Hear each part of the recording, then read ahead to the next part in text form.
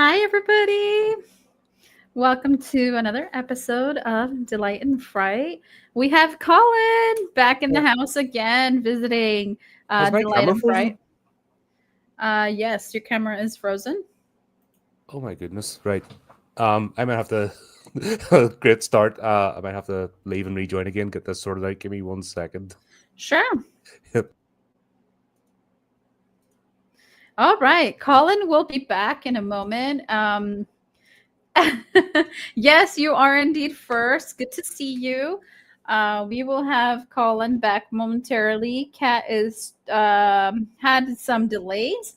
I'm not 100% sure what she wants me to talk about in regards to that. All I can say for now is she will return momentarily. There you are.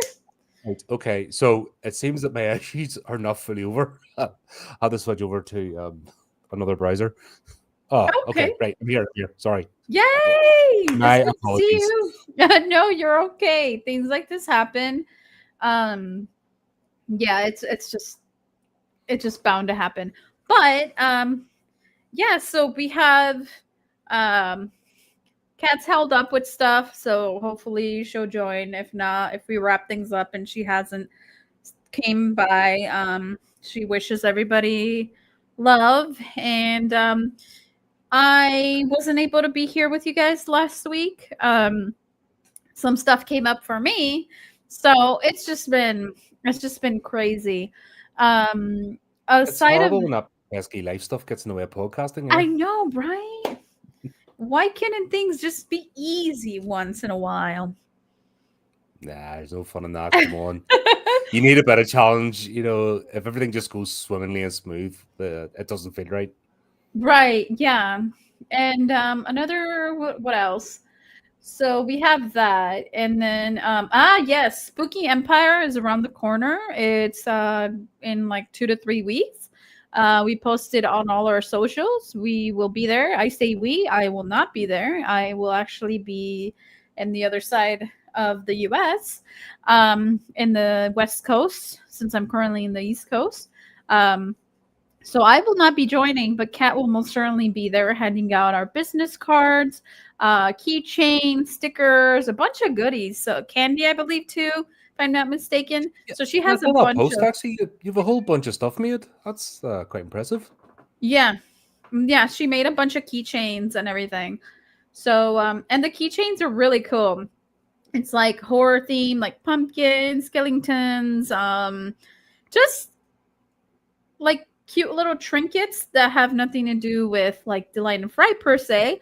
But when you look at it, be like, oh, those cool chicks at that horror convention gave this to me. And, we can hopefully inspire them to come watch us and hang out. Um, Bribing people up. I never thought about bribing people. That might be a good idea. I like the idea of those sweeties, like leave a trail to the subscribe button. Come on, come on. You know come you on, want to. come on, come on. We need a little bit more, and then we'll be at 1,000. After 1,000, you can get monetized. So that's our next goal. So with I've been yammering all that time. What have you been up to, Colin, this week? Well, earlier on today, we just reviewed Final Destination Bloodlines. Ooh. Great entry in the series, actually. They did a better job. They were attempting to like tie them all together in previous ones and didn't hit the mark.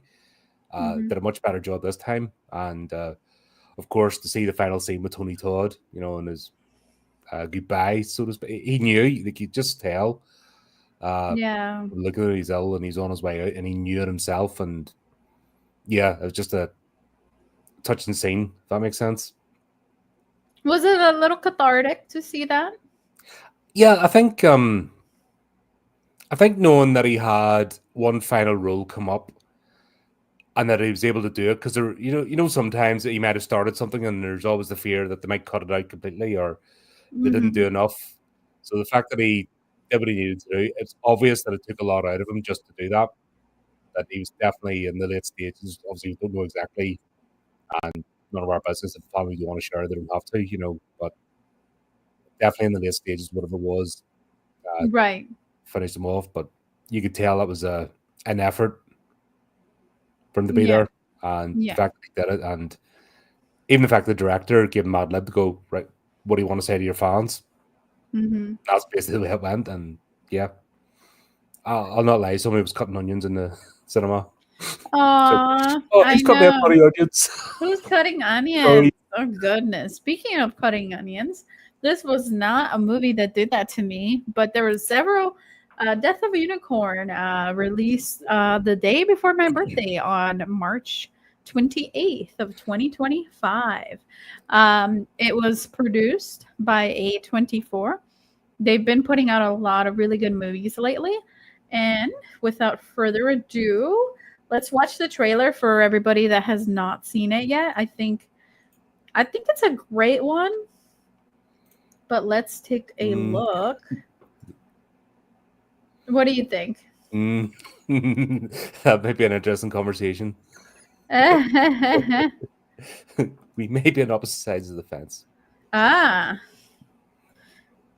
That will be good. You need two views, different views. So this is basically Jenna Ortega's entire emotional range in the trailer. That's it. Right. You don't get any more. Right. Yes. And Paul Rudd leads the layoff of Ozempic. Oh my God. What's that man done to himself?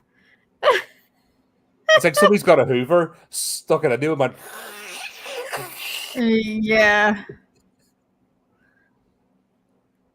And there's Adam Warlock. Shepherd. What the? Every time I look at him, I'm just like, Adam Warlock.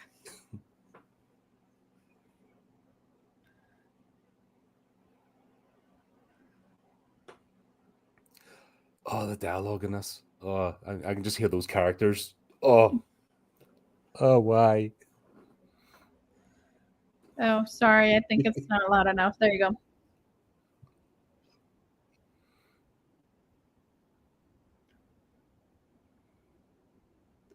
That was their biggest crime. They swiped the motion tracker from Aliens, even used the same bloody sound. Oh, yeah. I was like, oh, you dirty rats. And of course, the signal doesn't work trope unless it's convenient for the plot. Right. Oh, CG as well. Oh, God. Have you ever seen a film called Boar? No. It's the Australian one. It's an older movie, but this big, huge boar goes around, like a warthog type thing. At least they used animatronics and they used the camera shots and they had the breath and stuff, and it actually was more convincing than these. Like, I don't understand why they're doing daytime shots with terrible CGI. They should have done this all at night. They would have got away with so much. Yeah, I think so. Okay, that's enough of that. So, Colin, what are we thinking? What are we thinking for this one? I think I should start by apologizing for whatever it did to annoy you, that you felt I had to be punished this way. Like, whatever it was, could I just say sorry? Like, there's no need for this. Oh, yeah. I don't know. There were some interesting moments. And some moments that I was just like, oh, I was ripping my hair out. I'm like, what are you guys doing? Oh my God, this is just not good. I was getting very frustrated towards the end. And I just wanted it to kind of end. Did you kind of feel that way as well? Half an hour shorter? Yeah, like this sort of movie should be 90 minutes or less. Not 1 hour, 45 minutes or whatever the hell it was. Like, come on. Yeah. A monster movie flick. No, the bit where I zoned out was the sort of final act. See the bit in the house? And there's like 15 minutes of them in the house, dotting about the place and yapping and stuff, and the horses are going through the house. And you're like, oh my God, would you just do something already? You've had all the main act. What's this scene? What's the point of this? Right. I wanted to like the movie. I really wanted to like it. I thought it was okay. If I could rate it, 0 being the worst movie I have ever seen, I would only rate Rubber that, because I literally had to stop after 15 minutes. I was like, I can't do this movie. So that has been the only movie in my lifetime that I have ever just stopped because I just couldn't. Um, I would give this one about a 6. It was a little bit better than halfway mediocre, but not enough to get a 7, 8, or 9. This is definitely a mess. It's typical A24. Yeah. It's they're so hit and miss, and they're. And I looked up the director. He doesn't have an impressive back catalog or anything. He's all over the place with his movies, all different types. Mm-hmm. So it's not like he's a genre director or anything, or has a specific style or whatever. He's just a jobbing director. So when I looked at his background, I'm like, nah. The dialogue really hurt this movie. Like, it was painful, especially the family. Like, they didn't have 2 dimensions between the 3 of them. Like, there's one thing having 2D characters, but when you've got 3 characters that, they're the same character at the end of the day. Yeah, I did feel that. Nobody really had depth. Even Jenna Ortega's character, I didn't feel like she had a lot of depth going on, and she had the most depth out of all the characters. So it was like, what the hell is going on? Yeah. Even her that, like, I was Hi there. How are you? When her character's a liberal arts student, and it's like she's just saying all the buzzwords of, they should have just give her blue hair.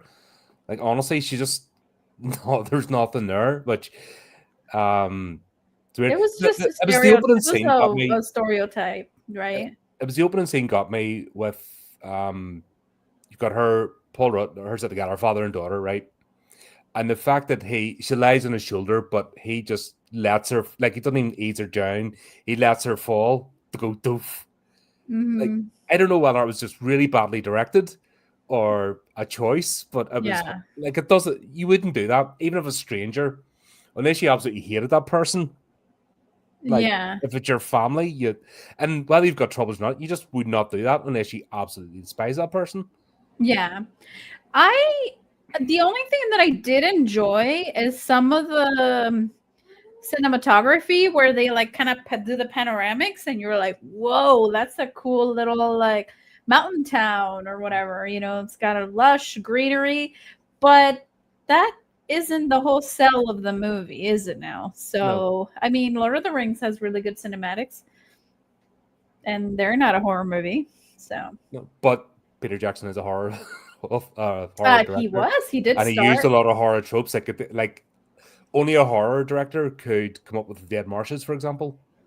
Yeah, like if it was a fantasy director. I keep saying author for something. I've got authors in the brain. Sorry. Yeah.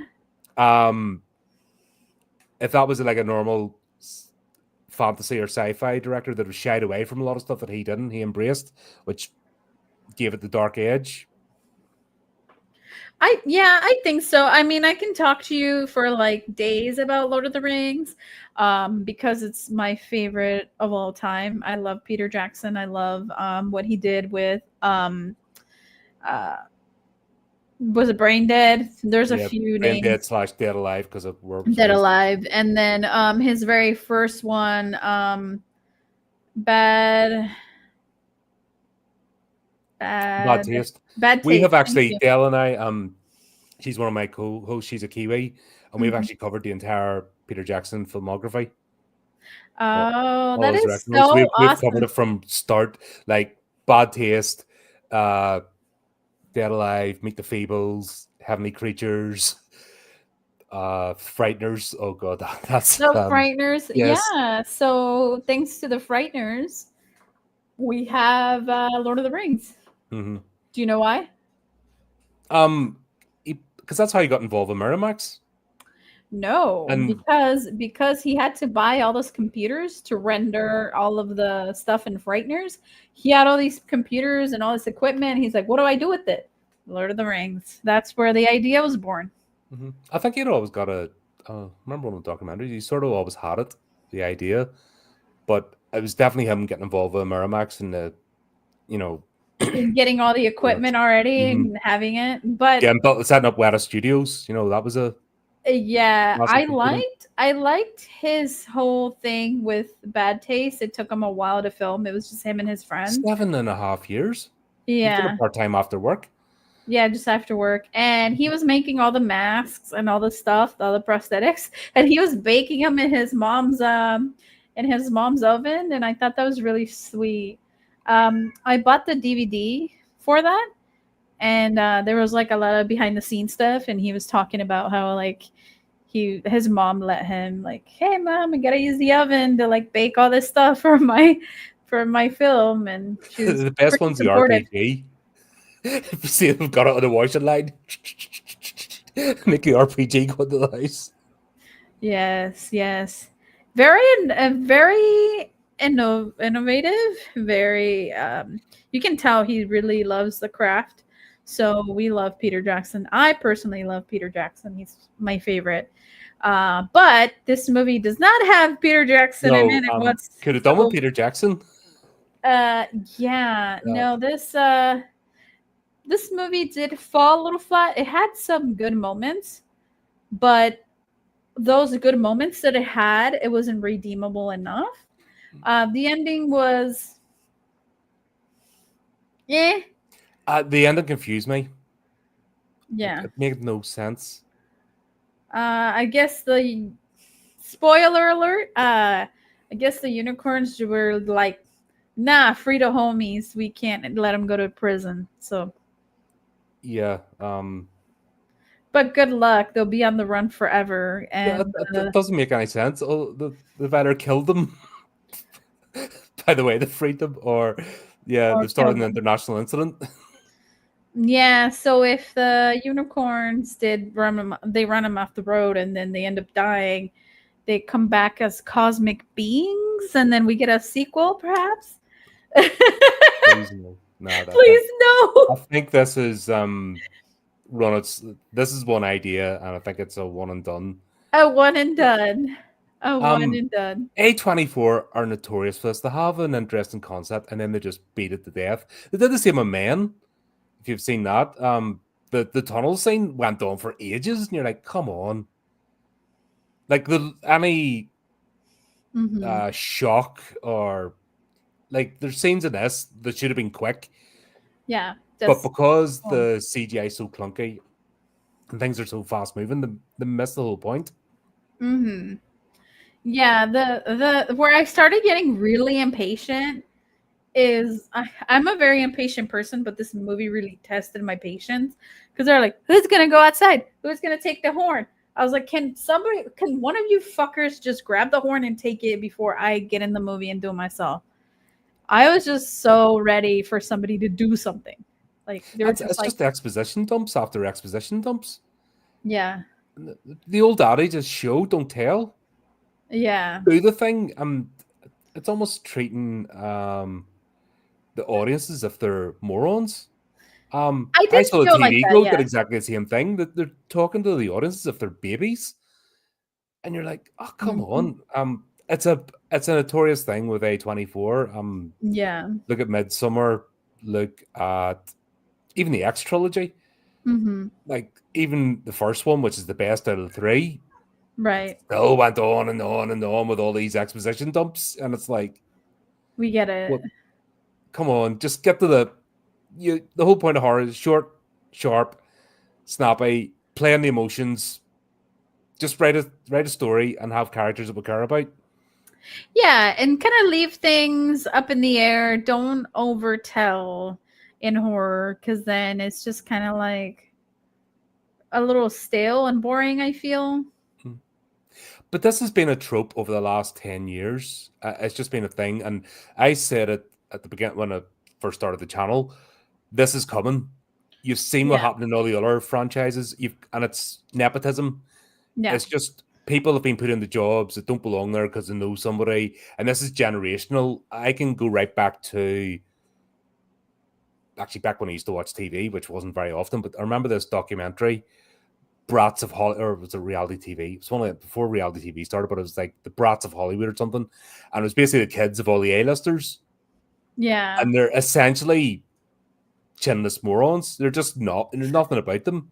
But if you multiply that by the clique in Hollywood, right? You multiply all their kids and stuff, and they all have to get jobs because they're basically useless individuals.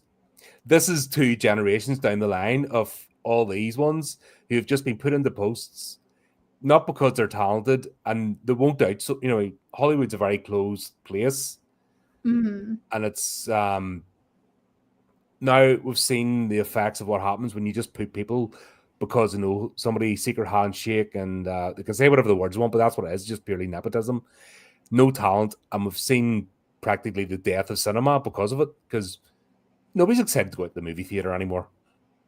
There's Right. no buzz, there's no excitement. Everyone just thinks that's going to cost me such and such to watch remake, reboot, prequel, requel, blah blah blah blah blah, and there's Yeah. no exciting mid-tier movies, low-budget movies. There's no mix anymore. Now we're seeing the same with streaming as well. It's just chuck it out there, factory-produced. A24 is essentially the same. It's almost like student film projects. Yeah. It's got that sort of feel to it. And I'm all for indie creations, but I don't think A24 counts as indie anymore. And yeah, I don't know what they're trying to do. It's almost like they're giving lectures or speeches more than, this is how a horror movie should do, as opposed to actually just making one. Yeah. I it's kind of weird because like I see what you're saying. I've always with A24, I've always just taking it for what it is. They kind of overdo the storytelling, like you were mentioning. Some is bearable. Other stuff like this was a little much towards the end. I was like, oh my god, does somebody do something? I was visibly getting frustrated with how uh there's just no progression in the story. We just kept getting bogged down, it seemed like, with the story. Kind of. It's just like it should be moving forward. There should be, yes, get the build up. Like, even the beginning, I know what they're trying to do. You've got the estranged father and daughter. They've dealt with trauma, loss in their life, and the idea is for them to be estranged so they can come together at the end. We didn't have to have the whole movie doing that. Like, this went right up to the final, like, almost scene of them being antagonistic towards each other. And then last minute, because, God, what do you call him? Paul Rudd's character.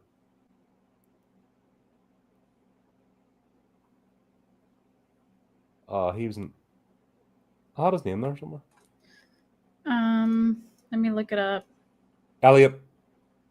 Yeah, Elliot. Sorry, that's his character's name. Yeah. Elliot and Oh yeah. Brett were still being antagonistic towards each other right to the last scene until he touched the horn. And then that made it all better. Yes. So Elliot, the person that the bald dude named Griff. Yeah. He was my favorite character, actually. But really? Yeah. I was like, why is he in the movie? He's not adding anything to anything. It was kind of, I don't know, it was weird. It was something for a shepherd to shout at. Yeah. I think they were trying to do a comedy here. But unfortunately, to do comedy, I think you need to have a sense of humor or a personality. And it just feels like whoever's written this doesn't have either. Yeah. I don't think they've ever laughed. And somebody who's written this has studied comedy and theoretically knows what comedy is, but I don't think they've ever actually had a laugh in their life. If that makes sense. I think they were trying to go with book comedy as opposed to having it feel natural, because it just felt very like, ha, ha, ha, and it was not funny. It wasn't. I don't know if this movie was either horror or comedy, because it's supposed to be a horror comedy, but I wouldn't put it in either category, to be honest. It wasn't funny. No, it's the theory of funny. I heard this is funny. It's almost like an alien. I hear humans find this thing funny. Let me put this in. Like when Shepard's shouting in the hot tub scenes and stuff, and the fact that he's always around the road, that's meant to be funny. I thought it was awkward. I'm like, what the hell is going on? I didn't think it was. I thought it was a little cringy. There was nothing funny about that. I'm like, okay, here's some weird hot tub If he had been time. flamboyant, wearing gold spangly shorts and Yeah, like a fake tan, and just basically trying to cop off Elliot's character, high handsome and just went for it, that would yeah, have been funny. full. I think they were trying to be. They try to have comedy elements, but sometimes those comedy elements can fall flat if you don't fully go for it. Yeah, you Like have to commit. you, there's no commitment to the comedy in this movie. No. It was just like telling a joke, but like telling a joke like this. That's not funny. I No, think and that's the thing. Like I said, I think whoever wrote this has never had a proper laugh. Honestly, it just never right. properly just laughed in their life. And unfortunately, this is a lot of the people who are in entertainment. They don't see joy in life. And it just translates to their work. Yeah, that's true. Yeah. And I don't think Jenna Ortega's character Ridley, I don't know. She was kind of my favorite, but I say that very loosely. Just simply because I like the element that they were trying to go with, where she's kind of a damsel, and she had that instinct with the unicorns and the instinct, and I know that feeling because like I feel connection to animals. I know like that sounds really weird, and maybe a unicorn might come into my life, and I would get I get stabbed. I would try and pet the unicorn. I think we've had this last time I was on. I had this conversation with you. I'll always pet the puppy. Doesn't matter what has horns, scales, swamp teeth. puppy. Yep, Yeah, pet that's all the me. I'm puppies. Gucci. Oh, where'd my arm go? Well, I guess I don't need that arm. Yeah. Oh well. I hope you had lunch. Try and pat Good. it with the other arm. Better the other arm. Oh Yeah. no. Yes, I am that idiotic. Yeah. I love animals, and I like that element that she had with the unicorn. And like, if unicorns are the mythical creatures, they will be able to sense who has a pure spirit, who has a light, who has Mm. good intentions and is a pure soul, if you believe in that. Or who's like got malice in their heart. Like definitely Belinda and Odell and Shepard Oh. all were just rotten to the core. They cared about money, even when they walked in the door. Money, money, money, money, Mm. money. So it was definitely one of those situations where she had more of an interest in like the animals and the unicorn and stuff that kind of made me kind of resonate with the character. It was not as fleshed out as I wanted her character to be. I did appreciate where the direction they were trying to go with her character. I just don't feel they fully committed to that role either of being the hippie, the I'm in tune with the animals kind of thing. Yeah. You know? Let's just pick a lane and go into it. What do you want this to be? Do you want this to be about terrifying creatures? Then make it about terrifying creatures. Right. But the diluted, I mean, even seeing, like, if this had been dusk or something, and the thing was hidden in shadow early in the morning or a Hmm. mist, not, and honestly, only you Americans can be bamboozled by a big straight road with no Yeah. bends in it. Like, only Americans. I've seen this. Like, you've got like 4 lanes, loads of space, and somebody's like 2 miles away honking the horn as if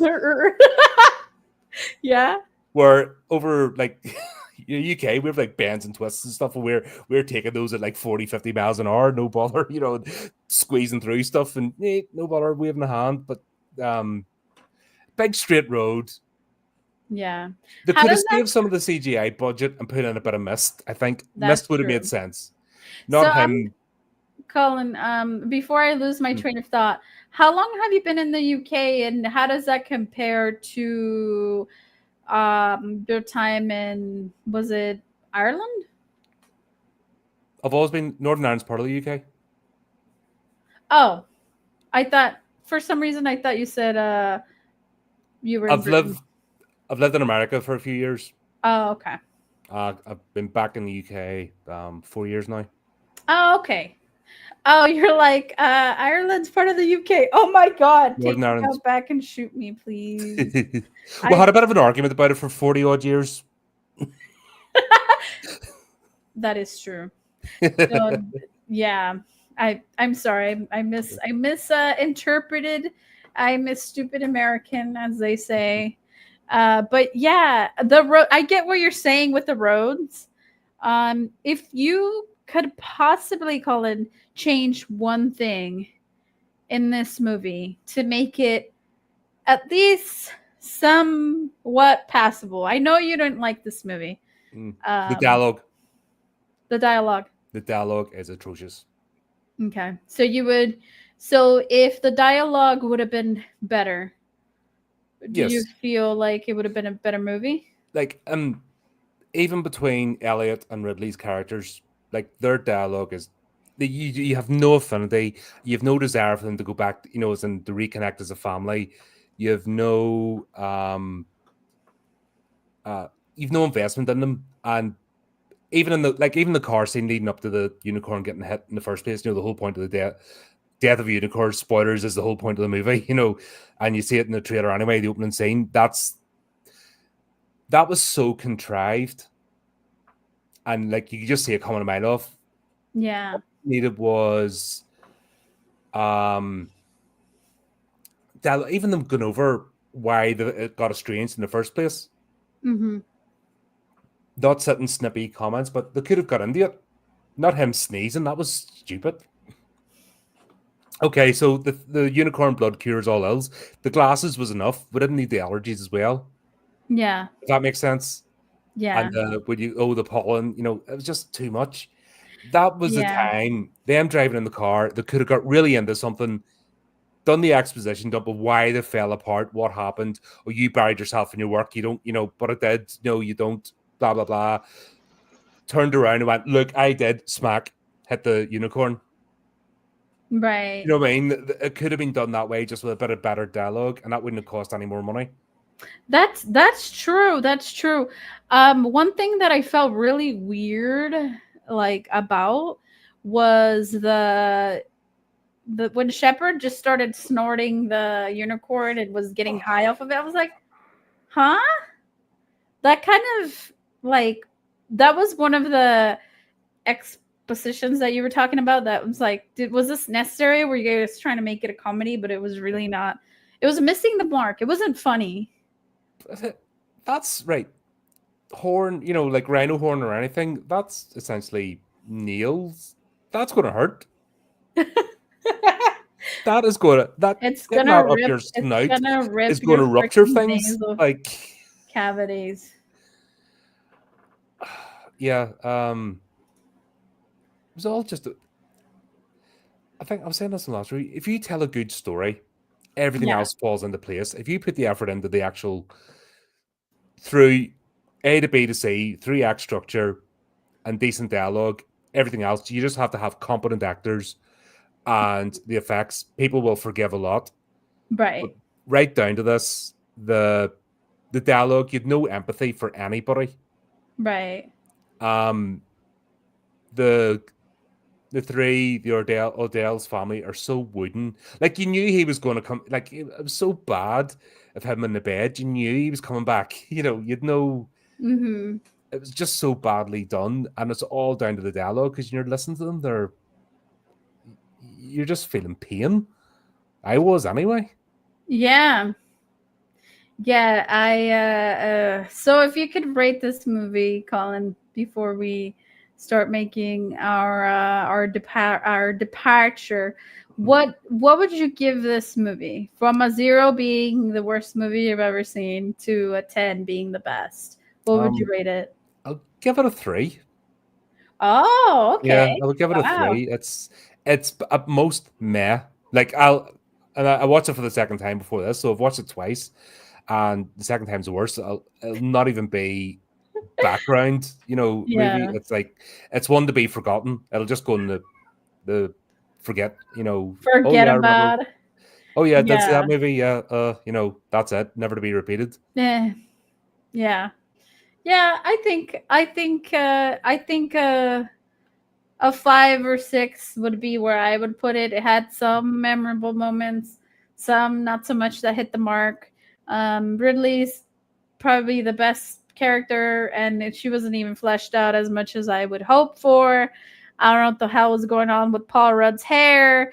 Uh, Griff had a little bit of texture to him, but still, He was only a plot device. You know what I mean? he He wasn't even a was, character. But yeah. the fact that like the two doctors were barely a character between them, they were horrendous. Oh, yeah.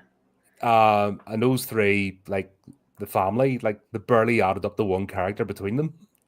That's true. Yeah. The the house lady who was dressed like an assassin, you could just tell. Like I was expecting her to have a German accent as opposed to an English one, Yeah. and it would have been funnier if they had went full Austin Powers with us. Actually, it would have been much better. Went Austin Powers or Naked Gun or Airplane and just made it ridiculous. This could have been a fun movie. That's true. That's true. That's very, very true. So, Kat, do you have anything to say? I know you're currently commuting and stuff, but Yeah, I thought it was a lot of fun. I mean, it wasn't perfect, but it was something unique and it was funny. And I don't think it was meant to be taken so seriously. So I kind of ran with it. I enjoyed the silliness and I love Paul Rudd no matter what. He's just a loving character. So I enjoyed it. I thought a lot of it was fun.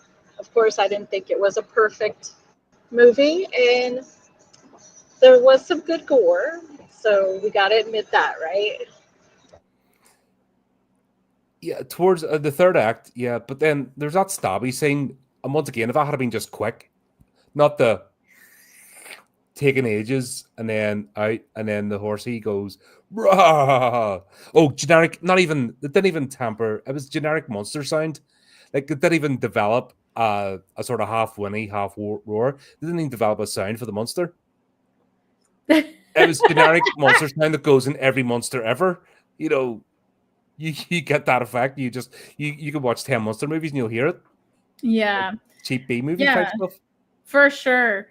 For sure. So, real quick before we start wrapping things up, next week is going to be a surprise. We're trying to do this collab. I can't speak on it too much. If the collab doesn't go through, then we'll have a review of a movie. If the collab goes through, then you will know all about it in the coming days. For sure, June 5th, we have a collab coming up with Heebie Jeebie Pictures.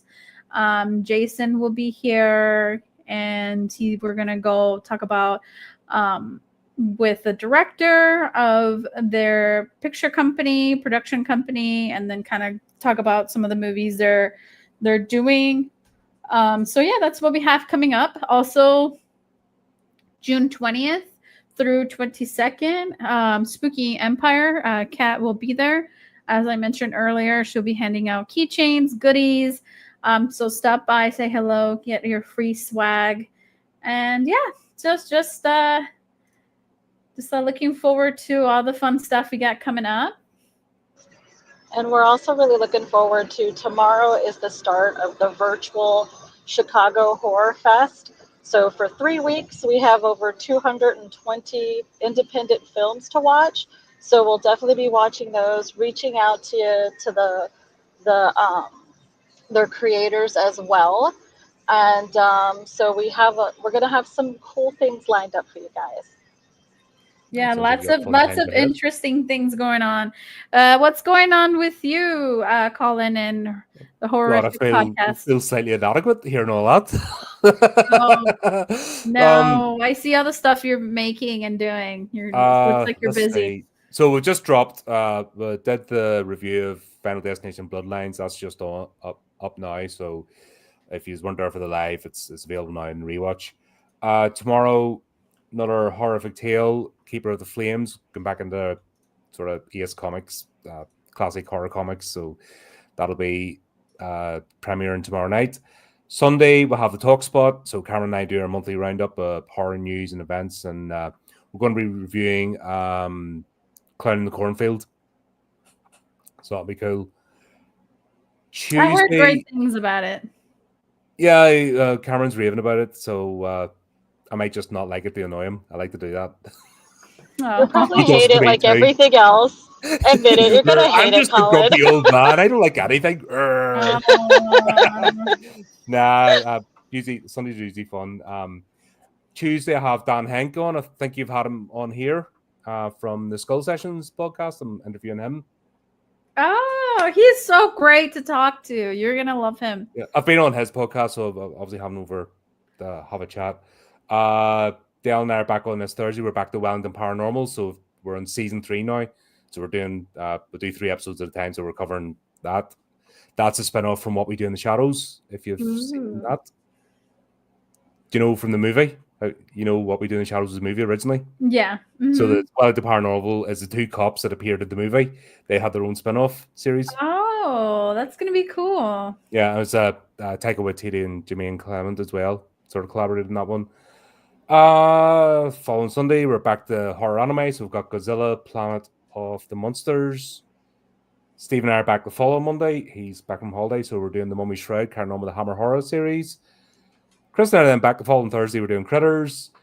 I've got Clay Vermeulen on the Friday after that, and then Matt Perkis and I are reviewing Silent Hill. So that's it for the moment. Obviously, more stuff will pop in as the movies track in. Yeah, wow. You are quite the busy gentleman. Thank you so much for coming on the show. We love having you. We've had some comments in section. Colin needs to keep coming. Thanks for having me back. Anytime you need a grumpy old man that hates everything, sure, give me a shout. I hate it. You're like one of the old guys in the Muppets up on the... Standing, that was terrible. Shocking. Grumpy old Get man. Off my lawn. Grumpy old Irishman hates everything. Gotta love that. That's a vibe for sure. I enjoyed Bloodlines. Really gushed over that movie. So, shush, I'm not that bad. I definitely want to see Final Destination Bloodlines. Tony Todd is in it. It's gonna be his last. Well, that's 100% why all of us are going to see it. Honestly, yeah, his last movie, and I think I'm gonna cry, and it's gonna be so sad. But I'm pretty sure the story is great, and I can't wait to see it. It's definitely the better one. It is. It does what the other movies failed to do and tie the whole thing together. Nice. Well, that's great coming from a grumpy old man. Yes. Thank you so much, Colin. It's always such a delight and pleasure to be able to sit down and chit chat about all these wonderful movies. And although this one fell short, I hope that the movies that you continue to watch in the future definitely exceed your expectations. Thank you, everybody. Thank you. I hope you guys have a good night. And goodbye, everybody. Bye.